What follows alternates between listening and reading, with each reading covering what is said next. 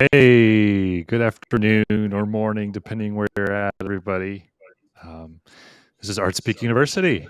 I'm so excited to be here with y'all today.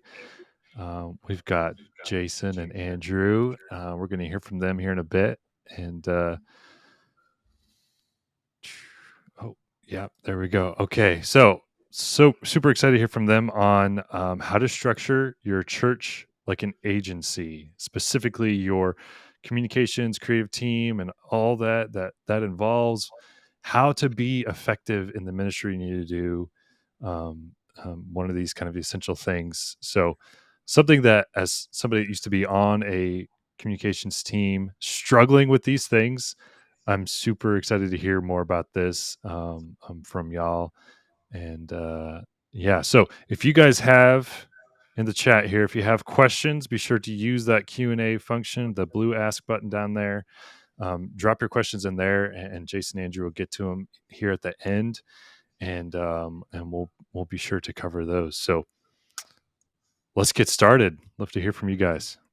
Awesome. Thank you, Jared. I'm excited also. Just anytime I get to teach with Andrew, I always get excited because of his insights in the creative world and his ability to articulate those. So, Andrew, such a privilege to be on this Art Speak University with you. But this is a big one: how to structure your internal creative and communications team, whatever you want to call it, as an internal agency. So I know I've had a few moments struggling as a media director, pastor, leader of the communications and creative on staff at churches.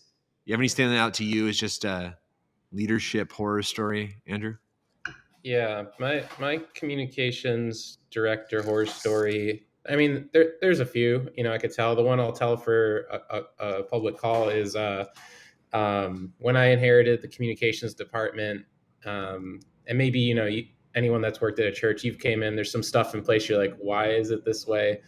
Uh, the kids ministry twice a week could just post whatever they wanted on the main social media. It was like the purge, but for church social media. I just saw that and I almost started laughing, but I'm glad it made you laugh. But yeah, all kids ministry posting was legal. Like they could just post whatever. So they posted for a month straight this same graphic of a kid in like a polar jacket.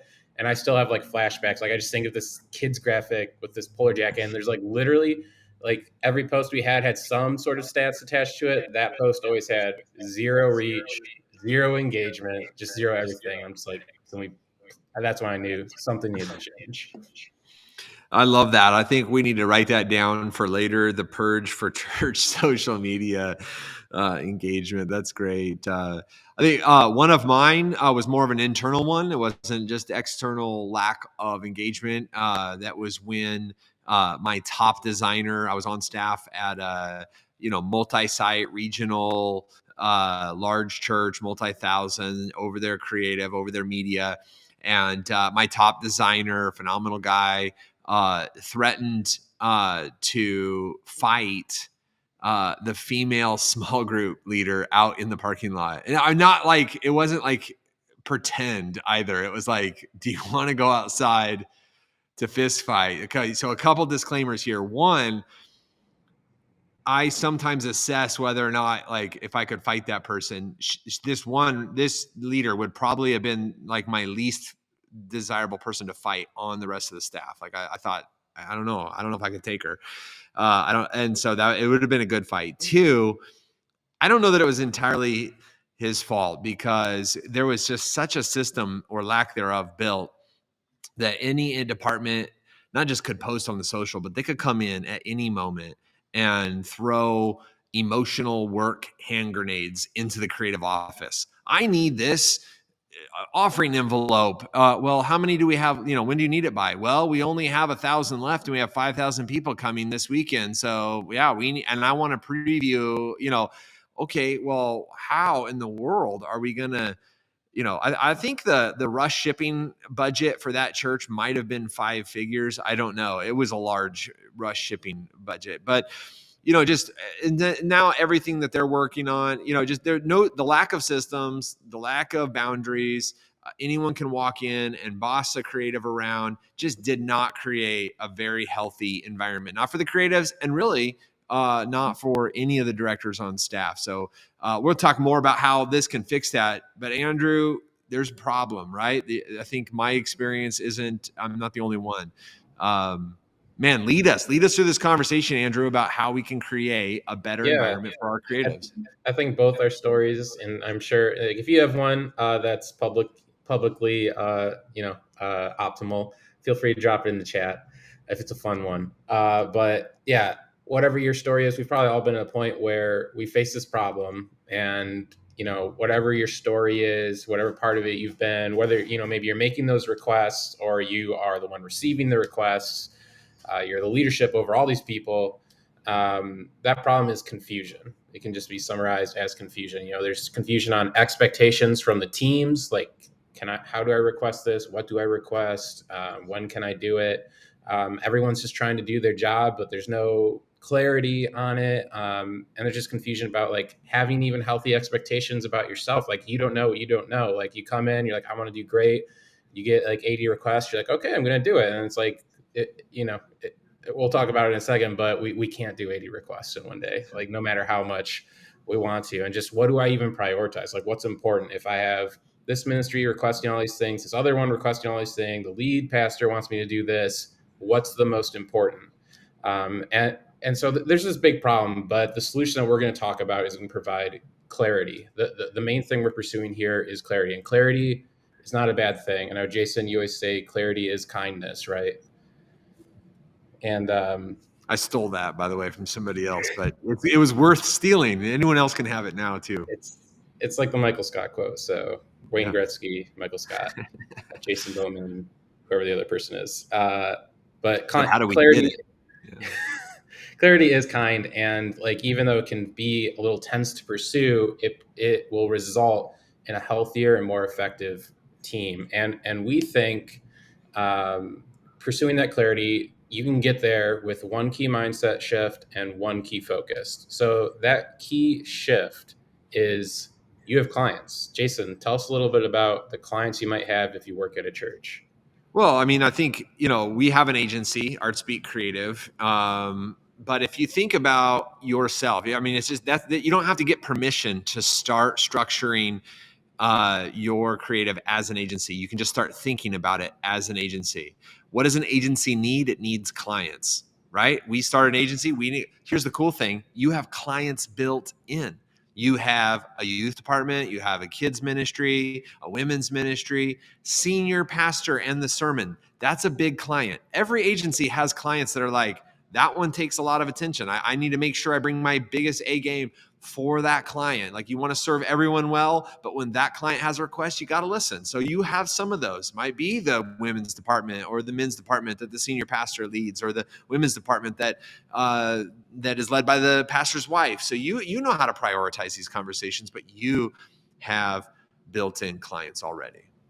Yeah, and if you didn't pick up on it, you have clients, and that's why we are proposing you structure your team, you structure your departments like an internal agency, because if you have clients, you're going to need to serve them, and that's going to be that key focus is you need organizational clarity and you need systems to serve your clients. So the more you start thinking about and making that mindset shift, hey, we need to structure ourselves like an agency because we have clients that we want to serve and we get to partner with.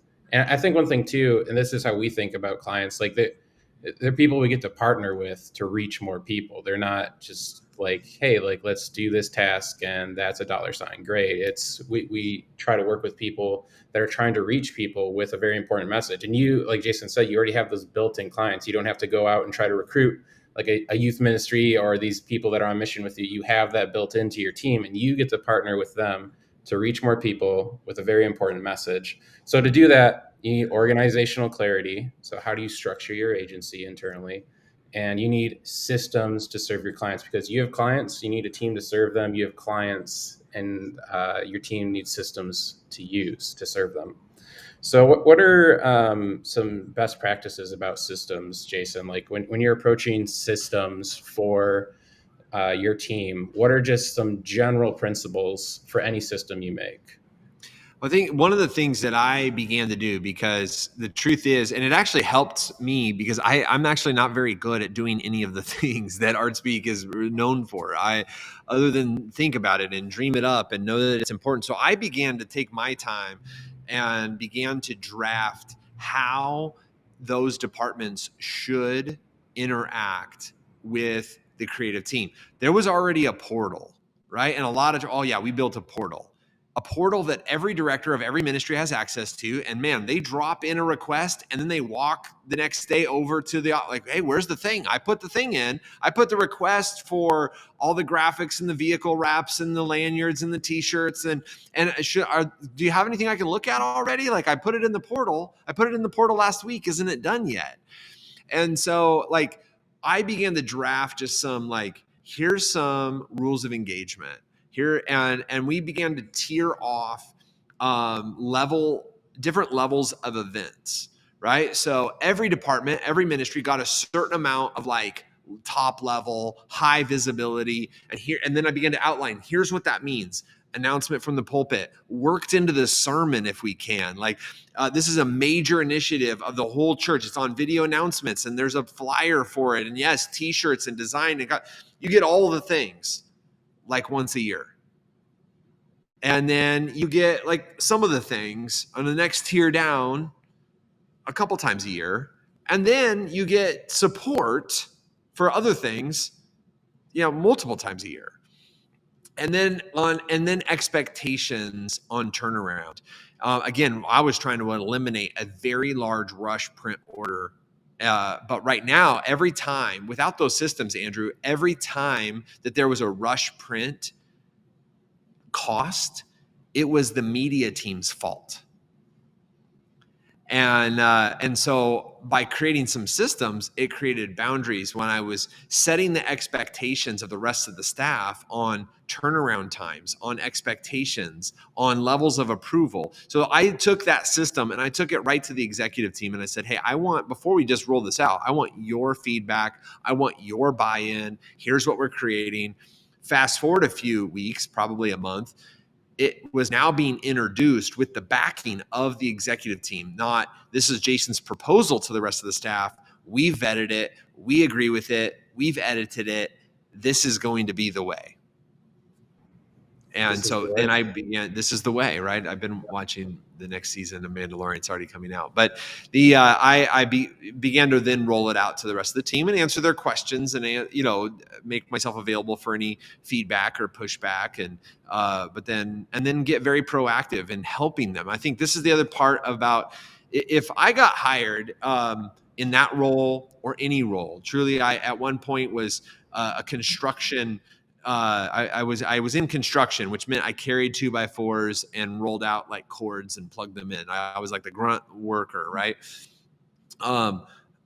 If I just stand around and I wait to be told what to do, then I'm going to lose my job. That's almost every job that exists anywhere. At some point, really quickly, you have to get proactive in your job. And so if we just sit back as creatives and wait, as an agency owner, if we just sit back, we have clients that, man, we're in a relationship where every month we're producing stuff for them. Well, if we just sit back and wait to be told what to do for those clients, we'll lose those clients.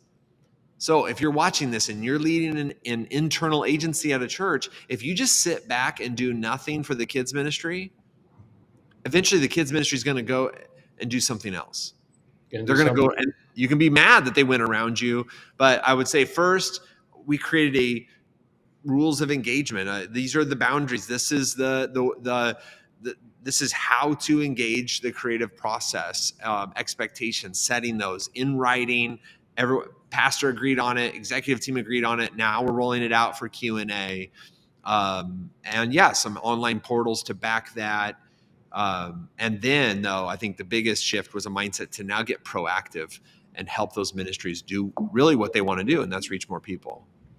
I love that you say that too, because I think that's one of the things nobody tells you, like, going on to a staff. Like, people just assume, like, hey, we heard you, you're going to do the thing, but maybe they don't have the systems in place that are needed for you to do the thing. And if you don't have those systems, it's on you to help be proactive. It's not going to be all on you to make everything yourself. You got to collaborate with your team, but yeah, you got to be proactive about going after like serving your clients and serving the people that you're all trying to reach. So some things I'm hearing from what you just said, and also systems that we've built here at ArtSpeak. I think some principles for systems, whatever you're building them for, they need to be clear and simple. Like you said, people didn't know how to request, when to request it, all that stuff. It needs to be able to scale for any size client that you're serving. So That's this good. needs to be this request portal, your planning methods, your criteria for what you do. It needs to be able to serve, maybe your missions departments is just starting and they're doing a few local ones. They're not like doing a bunch of missions trips yet. All the way to maybe your men's ministry. They're doing a monthly like gathering because it's so popular. Whatever it is, whatever ministry is huge at your church, whatever ministry is smaller, needs to be able to serve all those ministries as well as the weekly Sunday needs and overall campaigns your church may be doing. And they need to empower health, effectiveness, and support your core values. And that's a big one. A lot of our systems, we run them through the method of do they correlate to our core values? And we're actually in the next 2 weeks that we're talking about this. Next week, we're going to be talking about systems that support people and that tie into core values. Excited for that. And then the week after, the calendar plan that Jason started to dip our toes into, we're going to be diving deeper even into that because we think that's an essential system you're going to need. So systems around communication, around planning ahead. Really excited to jump into those. We have a few minutes here before we get into Q&A. So I wanted to ask Jason, and you started to talk about it. You had senior leadership buy-in, and I think that's so key. Like when I'm seeing a lot of like discussions and like Facebook groups and stuff, like, hey, like my team keeps sending me all this stuff, or man, the team doesn't know what's going on with me, or whatever. There's unrealistic expectations, and I start to say like to have conversations about not just the specific issue, but hey, it sounds like there's a systems issue type of thing. One of the first things that we talk about, or when I'm talking in those conversations, is you need to get senior leadership buy-in. Because if you don't, you're just going to be trying all this stuff, and hopefully it works. Maybe it sticks, but it really, and if you don't have a unified front with senior leadership, if they don't like what dad's saying, they might go to mom or vice versa or whatever. So they don't like your answer. Hey, senior pastor, I need this. And now you guys are on the same page. So how is he or she going to help support what you are doing? So tell me a bit about Jason. How should you go about getting senior leadership buy-in when you're pursuing clarity like this? Yeah, great question. And I think it's not a natural thing to think this way, but I know because great leaders bring vision. But that great staff members bring vision up, so that you can bring like, hey, don't wait for your senior leadership to tell you what to do. Don't wait for them to have the vision for how you're supposed to have your department, because then you're going to feel micromanaged anyway. So what you should do is say, hey, and don't wait for permission. Take your ideas, flesh them out, and then bring them to them and say, hey, I worked on this. I developed this. I think it lines up with where you're going. This is how I think we should roll this out. Will you please, this is a draft. Will you please make it better, or let me know?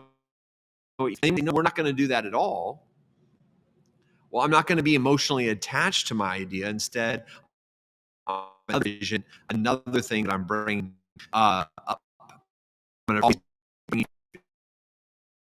it up. I think the things that we ever did, Andrew, in senior lead office was the calendar, like a calendar. It was dry erase board. It was mag. It was months out. This is in the executive planning chamber, right? It's right next to the Holy of Holies, right where Jesus lived. It was that close, very exclusive, right? So no one did not just walk into the planning chamber, and so.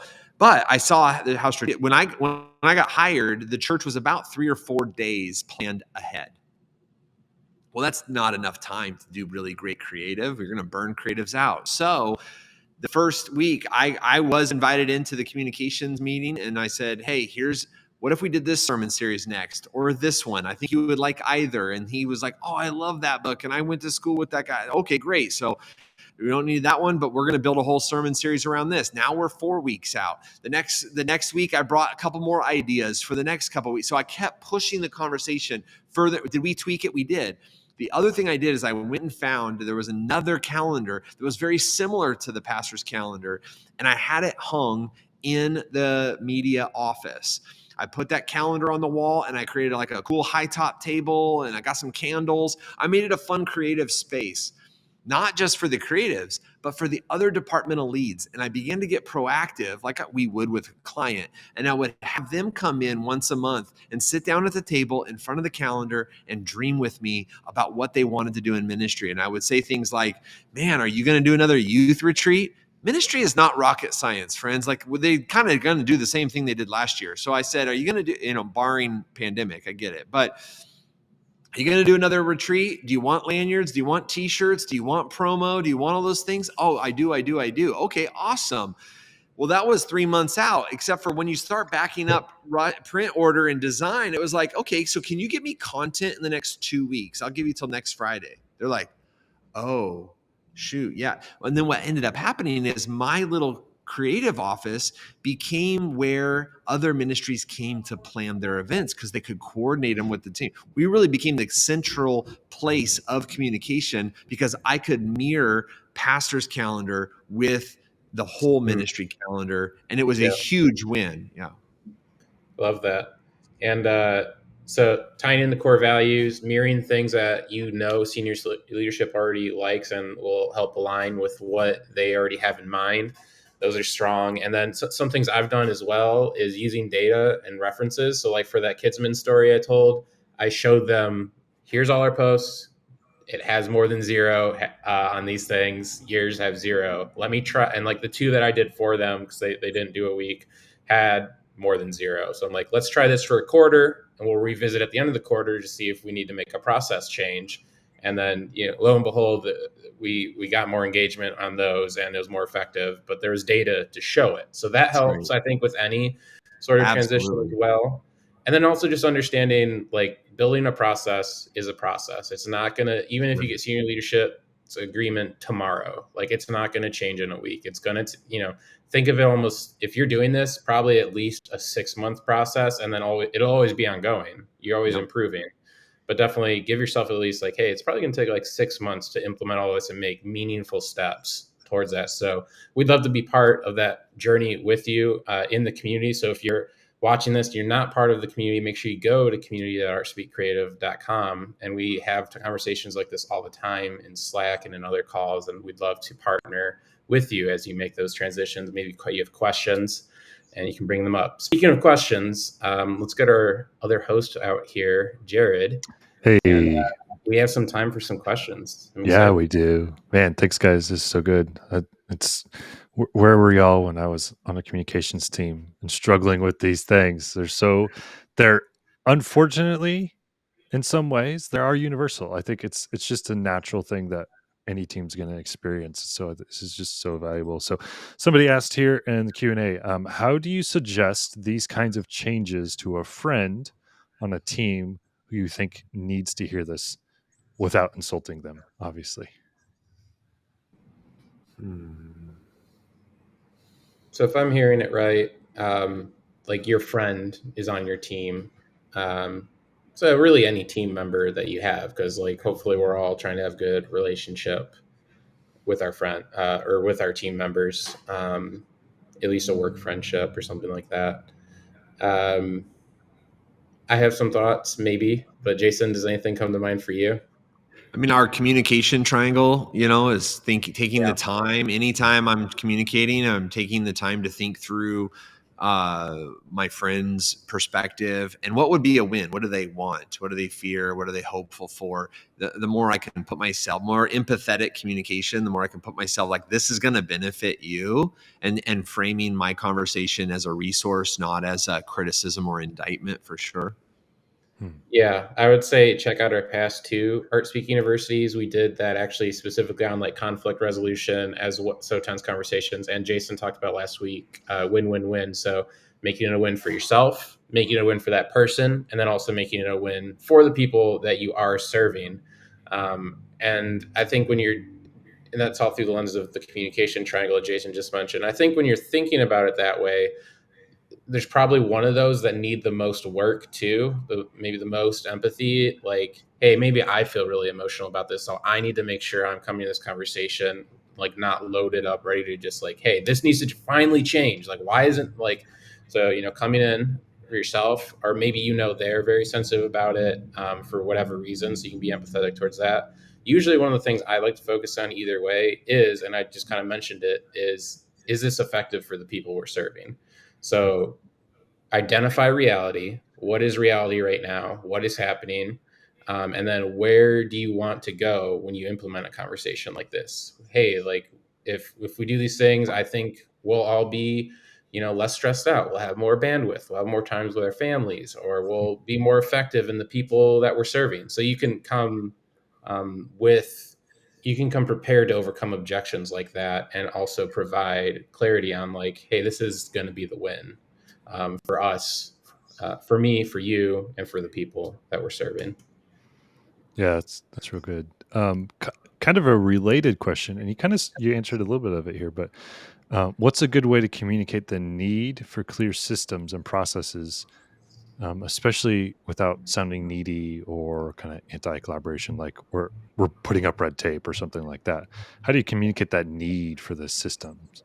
Because I imagine that's a big part of getting like leadership on board is just even communicating, Yeah. hey, this is Well, what it we makes me need. think of trying to get other ministries on board too. So it's like, oh, Yeah, now all of a sudden I have to use this form. Like, you don't want to help out my ministry. Like, those are conversations I've had. I'm not trying to yeah. be, sassy or something. But uh, yeah, Jason, do you have any thoughts on that?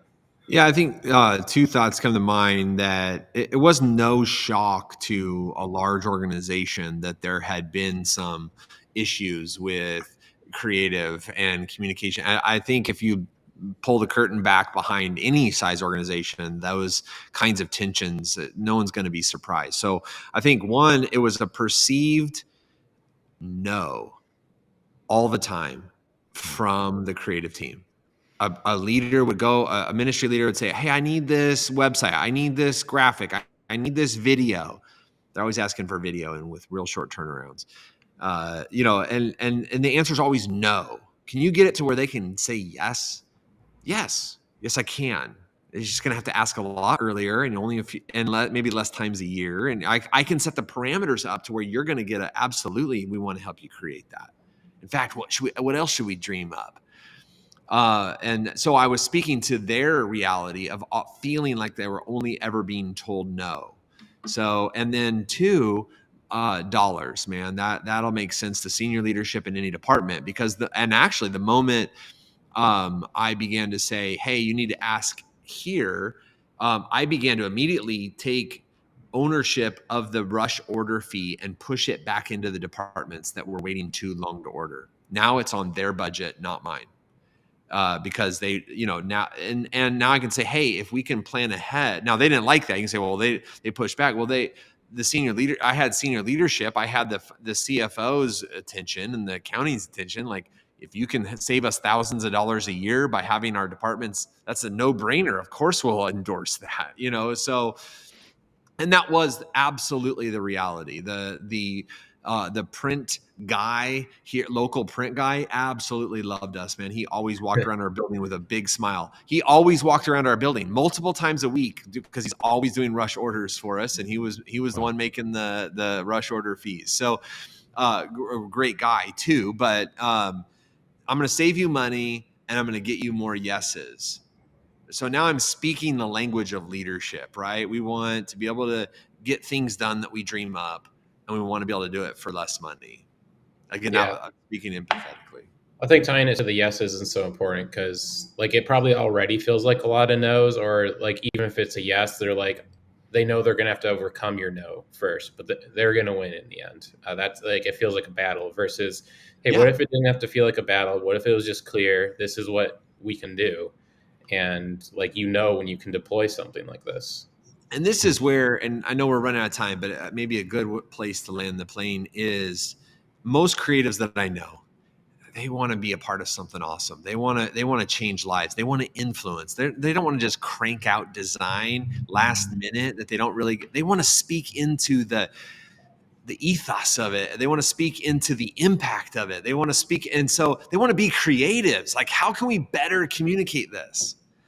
And by setting these systems, by thinking through it as an agency, by doing whatever it takes to bring the vision up and get those things approved, you actually set yourself up as a creative who can come alongside the kids ministry or the youth ministry, like Andrew mentioned with that. How can I help you do what you want to do and do it better? Let's reach more people. What if we did this? What if you told this story? But we have time now ahead of the event, ahead of the thing, to do it and to do it really, really well. So now everyone wins. It's more fun to be the creative. The youth pastor and the kids pastor love it because they feel like their ministry is being championed more and the church is growing. Love it. So good. And those things that Jason was speaking to, we're going to be covering in depth the next 2 videos in this series. So whether you're joining us live, you're going to join us live the next 2 weeks. That's awesome. We're excited to have you. Or if you're watching a replay of this, the next 2 videos in this series are going to cover how to make systems that support people. And that's an integral to that conversation we just had. And then also we're going to do a deep dive on calendar planning, including what to put on the calendar, that tier system that Jason was talking about, and some criteria that'll make it a fair playing field for everybody, and make it feel like they have clarity and they're supported. Man, that's great. It's good stuff. All right. I think we are at time. But if you guys think of any more questions, be sure to drop them. Head over to the ArtSpeak community, drop them there, and we'll keep the conversation going there. And if you're watching this after the fact, after it's been recorded in the community, you can drop questions in the comments there and interact with us as well. So super thankful for you guys. Thankful for this talk and hearing from you and how encouraging it is to even me and to so many others as they work through these things. So thanks for being here, everybody, and we'll catch you next time.